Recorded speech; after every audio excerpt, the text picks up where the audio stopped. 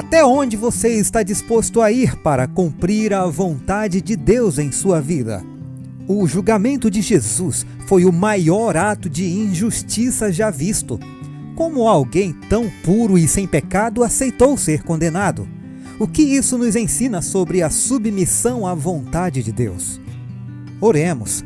Senhor Deus, agradecemos pelo sacrifício de Jesus e pelo exemplo que ele nos deixou de submissão à tua vontade, mesmo diante da maior adversidade. Que possamos aprender a confiar em ti em todas as situações da vida. Fala aos nossos corações através da recapitulação de hoje. Em nome de Jesus, amém.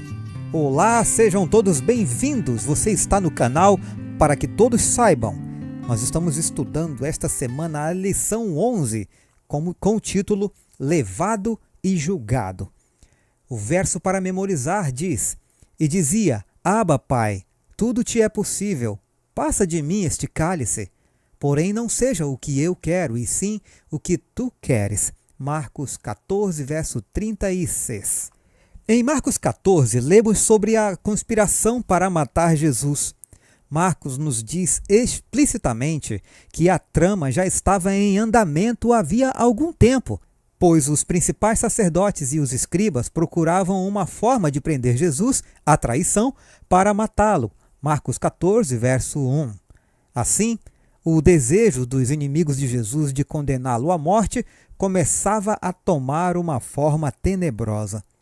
Marcos 14 narra o acontecimento da traição de Jesus e sua condenação pelos líderes religiosos.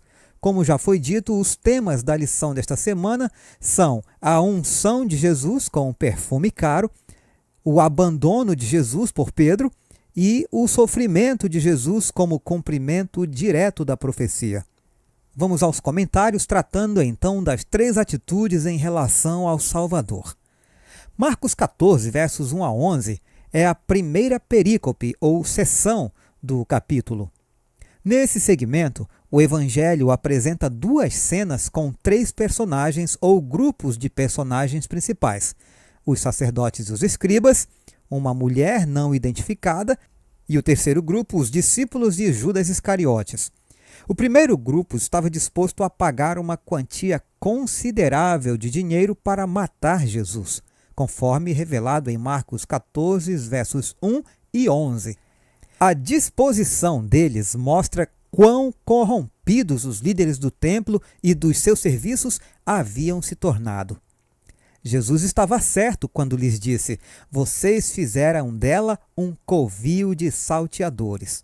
Marcos 11, verso 17. Tão grande era o desespero deles para condená-lo à morte a qualquer custo, que recorreram ao financiamento de um dos membros do seu grupo de amigos para alcançar o seu propósito. O texto também parece indicar que os líderes religiosos subornaram pessoas para prenderem Jesus. Chegou uma multidão com espadas e porretes, vinda da parte dos principais sacerdotes, escribas e anciãos. Marcos 14, verso 43. Também é possível que os líderes religiosos estivessem por trás dos muitos que testemunhavam falsamente contra Jesus, mas cujos depoimentos não eram coerentes. Marcos 14, verso 56. À luz dessas conjecturas, é interessante ponderar quanto dinheiro os sacerdotes e os outros líderes israelitas gastaram para assegurar a morte do Messias. A segunda personagem é uma mulher não identificada que está disposta a gastar com Jesus uma quantia exorbitante de seu próprio capital. Ela comprou um perfume muito caro para ungir a cabeça e os pés de Jesus. Os discípulos avaliaram que o perfume valia uma grande quantia, mais de 300 denários. Marcos 14, verso 5. O denário era uma moeda romana básica. Parece equivaler ao salário do dia inteiro de um trabalhador médio. Com essa informação em mente, podemos inferir que a mulher gastou um valor equivalente ao salário de quase um ano de trabalho. Talvez ela tenha economizado o dinheiro de vários anos de trabalho duro.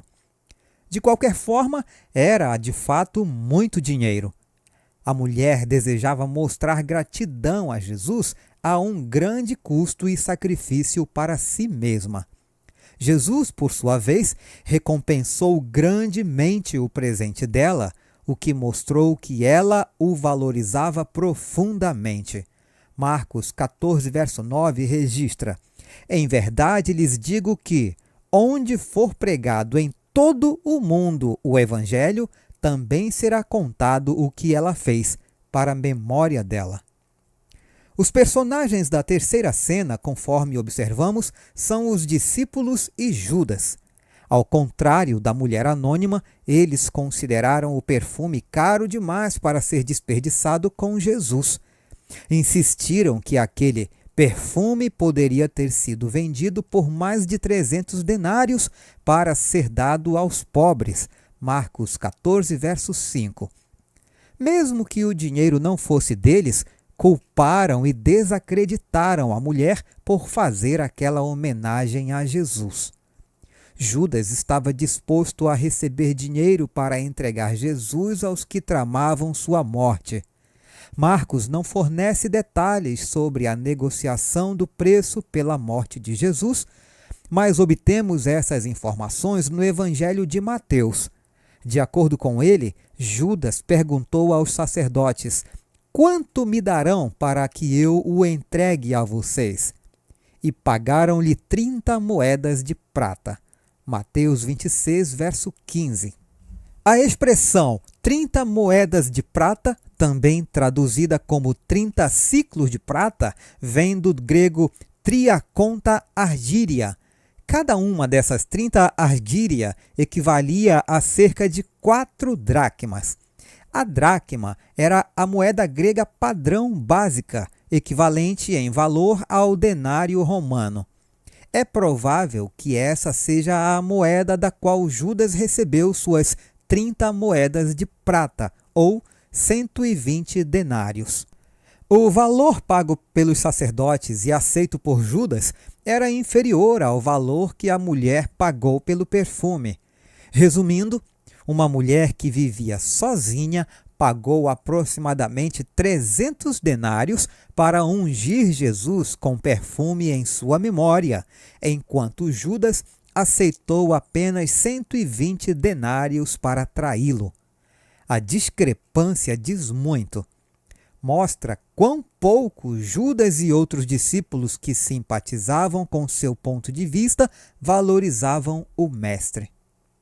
O próximo ponto da recapitulação é o impetuoso Pedro, perto e longe de Jesus. O último personagem das cenas mencionadas em Marcos 14 é Pedro. Ele desempenha um papel ativo nos capítulos finais. Estava entre as pessoas designadas para preparar a Páscoa. Mais tarde, quando Jesus predisse que seus discípulos o abandonariam quando fosse preso, Pedro insistia com mais veemência: Ainda que me seja necessário morrer com o Senhor, de modo nenhum o negarei. Marcos 14, 31. Compare com Marcos 14, 29. Pedro não conseguiu cumprir o pedido de Jesus. Vigiem e orem. Mais tarde, tentando defender Jesus, ele cortou violentamente a orelha direita do servo do sumo sacerdote. Isso está em João 18, verso 10. Compare com Marcos 14, verso 47. Outra cena em que Pedro aparece é o episódio em que Jesus é conduzido ao sumo sacerdote. Ele o seguiu à distância. Mais tarde, foi confrontado por aqueles que o denunciaram como um dos seguidores de Jesus. Em resposta aos seus acusadores, Pedro começou a praguejar e a jurar: Não conheço esse homem de quem vocês estão falando. Marcos 14, verso 71. Finalmente, o capítulo termina com Pedro irrompendo em lágrimas de amarga tristeza. A maneira como ele é representado nessas 6 cenas ilustra a experiência de muitos seguidores de Jesus em nossos dias. Em certo momento, Podemos ser heróis fervorosos na causa de Jesus, mas no momento seguinte podemos vacilar e nos tornar vilões que o traem de maneira inesperada. Para evitar essa instabilidade de caráter, Jesus nos aconselha: vigiem e orem para que não caiam em tentação. A história de Pedro não termina em derrota. Guiado pelo Espírito Santo, ele se tornou um dos pilares da comunidade cristã. Para fechar a nossa recapitulação, vamos falar agora de Jesus e o cumprimento da profecia. Por último, vamos destacar a agonia de Jesus nas cenas de Marcos 14. Deve ter sido bastante doloroso para Cristo que seus próprios discípulos, as pessoas mais próximas dele, não compreendessem sua missão. Ao verem Jesus ser ungido pela mulher, os discípulos discutiram sobre o grande desperdício de dinheiro gasto para comprar o caro perfume derramado em sua cabeça. Deve ter sido muito doloroso para Jesus que 2 de seus discípulos o traíssem e os demais o abandonassem. E deve ter sido profundamente devastador para ele testemunhar os líderes religiosos e mestres do seu próprio povo tentando matá-lo, sendo que ele era o Messias prometido. Jesus viveu neste mundo como homem. Ele sentiu toda a tristeza que o coração humano poderia suportar em meio a essas circunstâncias traumáticas. E lhes disse: a minha alma está profundamente triste até a morte. No entanto, nada nem ninguém poderia desviá-lo do caminho escolhido, o caminho da morte. Jesus tinha uma compreensão clara de seu destino. Ele sabia por que estava seguindo o caminho que havia escolhido e aonde isso o levaria. Ele disse: pois o Filho do Homem vai, como está escrito a seu respeito. Marcos 14, 21. Jesus estava consciente de que tudo o que estava acontecendo com ele ou contra ele fazia parte do plano divino. Ele sabia que aquilo era para que se cumprissem as Escrituras. Marcos 14, 49. Por isso, quando Pedro tentou convencê-lo a renunciar à vontade de Deus para ele no plano da salvação, Jesus viu claramente Satanás falando por intermédio dele, como antes havia falado com Eva por meio da serpente. Jesus veio a este mundo para entregar a vida como resgate pela humanidade. Assim, a Bíblia predisse: o ungido será morto e não terá nada. Daniel 9, 26. Ou literalmente não terá ninguém. Esse terrível destino foi exatamente concretizado. Agora, na aplicação para a vida, pergunte aos alunos por que os discípulos consideraram um desperdício o ato de derramar um perfume sobre a cabeça de Jesus. Perfume caro. À luz dessa discussão, peça aos membros da classe que considerem os seguintes pensamentos. Vamos lá. As palavras ditas em indignação: para que este desperdício? Fizeram Cristo se lembrar vividamente do maior sacrifício já feito, a oferta de si mesmo como expiação por um mundo perdido. O Senhor seria tão generoso para com a família humana que não se poderia dizer que era possível fazer mais. Ao oferecer Jesus, Deus deu todo o céu. Do ponto de vista humano, esse sacrifício era um desperdício absurdo. Para o raciocínio humano, todo o plano da salvação é um desperdício de misericórdia e recursos. Em toda parte, podemos ver abnegação e sincero sacrifício. Com razão, as hostes celestiais podem observar com espanto a família humana recusando ser erguida e enriquecida com o ilimitado amor expressado em Cristo. Com razão, podem exclamar: para que esse desperdício? Você já pensou por que Judas traiu Jesus? Antes de dar sua resposta, leia o seguinte parágrafo. Judas pensava que, se Jesus devia ser crucificado, isso aconteceria de qualquer maneira. Seu ato em trair o Salvador não mudaria o resultado. Se Jesus não devia morrer, isso apenas o forçaria a se libertar, Independentemente do que acontecesse, Judas lucraria alguma coisa com sua traição. Imaginava ter feito um inteligente negócio traindo seu senhor. O desejado de todas as nações, página 557.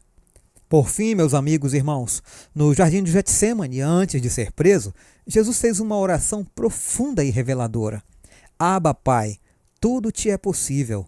Afasta de mim este cálice, contudo, não seja o que eu quero, mas o que tu queres. Mesmo sabendo do sofrimento que viria, ele escolheu a vontade do Pai acima de tudo. Em momentos de provação, você também consegue dizer, não seja o que eu quero, mas o que tu queres?